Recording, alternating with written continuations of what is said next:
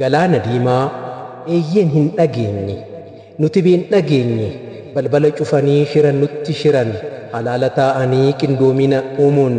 baandaas michoomfachuun balbala nu cufan karra nu dhabsiisan har'a diduun kaane egaa mudhii jabeeffanne mala kamiiniyyuu falmachuuf qophoofne waan dhabne argachuuf gaaffii dhiyeeffanne fidaa waan fudhattan qabeenyuma keenya isa nurraa saamtan Galaana Diimaa diinni keessaa falaa qindoomina uumee haala mijeeffatee kan nurraa fudhate deebifachuuf kaanaan qophaa'ummaa uumnaan namtichi Eertiraa Kaayiroo dhaquudhaan diina seenaa keenyaan ittiin mari'annaan maal jedhee eelsiisiin birmadummaa keessan waa takka hin shakkinaa isin bira jirra walumaan dhaabbanna jedhee waadaa galus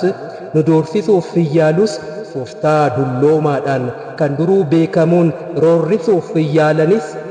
duubatti hin deebinu waan nurraa fudhatan deebifachuun dhiifnu Galaana Diimaa balbala galaanaa jechuudhaan gaafanne addunyaa beeksifne haqa jiru himne seenaas yaadachiifne seerra addunyaalessaa nuuf caqafamu kan eenyuufuu loogee galaanan dhabsiifne Galaana Diimaa